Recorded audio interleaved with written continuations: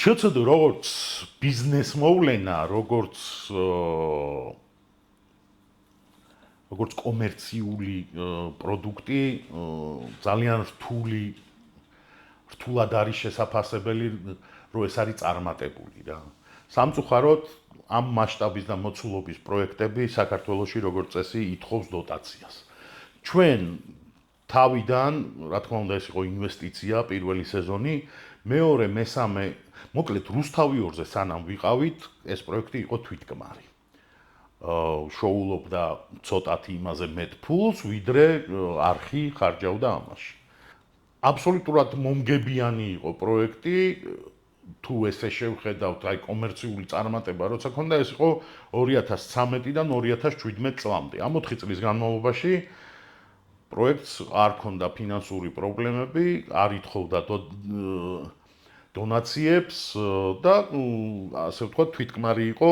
ახერხებდა, რომ ის დანახარჯი რაც იყო, სარეკლამო შემოსავლებით ამოღებულიყო. სამწუხაროდ რუსთავი 2, რაც მერე მთელი რიგი მოვლენების გამო, რომელიც ჩვენთან განვითარდა, ხელისუფლებამ წაიღო და მან ჩვენ შესაბამისად წამოვედით იქიდან, როგორც კრიტიკულად განწყობილი ადამიანები. პატარა არხზე უკვე იმ რეიტინგს ვერ უწერდით და ვერ დაწერ, რასაც რუსთავი 2-ზე ეს აბსოლუტურად კონცენტრირებული იყო მთელი რეიტინგი და საზოგადოების ყურადღება და ამიტომ უკვე პროექტი გახდა დოტაციური, ნახევარზე მეტი საჭირო იყო დაფინანსების მოპოვება. გარდა ამისა, ამ დროს დაემთხვა ძალიან შემცირება, მკვეთრად შემცირდა სარეკლამო ბაზარი.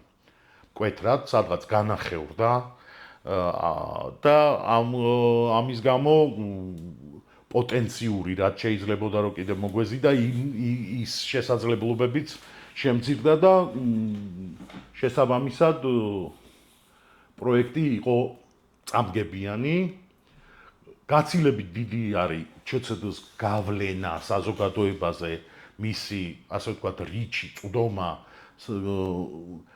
ყველა მიცის 98% გამოკითხვები ჩაგვიტარებია და 98%-იანი ცნობადობა აქვს ჩემი ცოლის დაქალებს და მის პერსონაჟებს, რომელთაც ზოგი ძალიან ცნობილი პოლიტიკოსიც ვერ დაიქვეხნის, 98% ეს არის, რომ რეალურად ეს არის საკულტო სერიალი, მის შესახებ ყველა მიცის, ის ვინც ამბობს რომ არ ვუყურებ, მანაც ხო იცის მის შესახებ ინფორმაცია აქვს და აქვს არგუმენტი რატო არ უყურებს, ესე იგი რაღაცა აქვს ამ სერიალის შესახებ ცოდნა.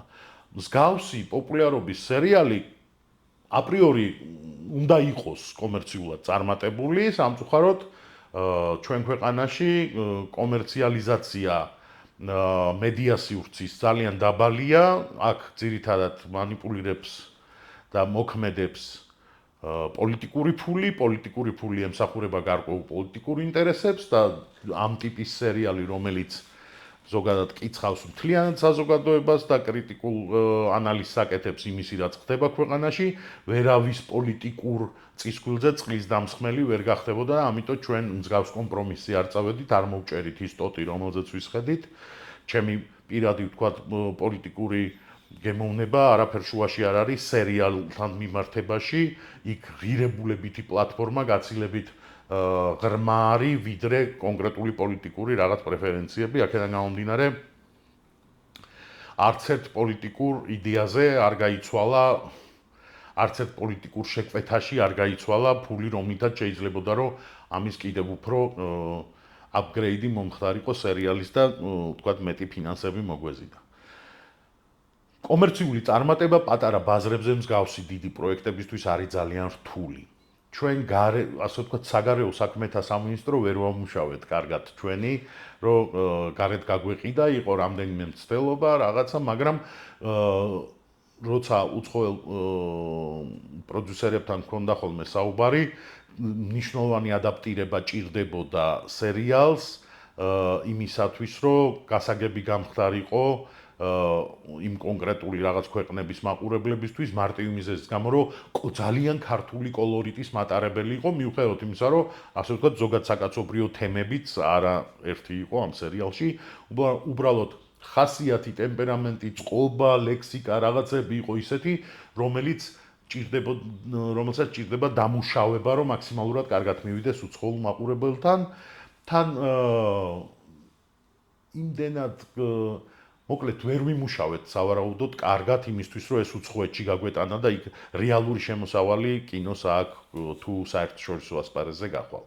აქ ამ პატარა 3 მილიონიან ბაზარზე სამწუხაროდ რაღაც გარკვეული კომერციული წარმატების მიღწევა ამ სფეროში ძალიან რთულია, როცა თვითონ პროდუქტია ძვირი და თუ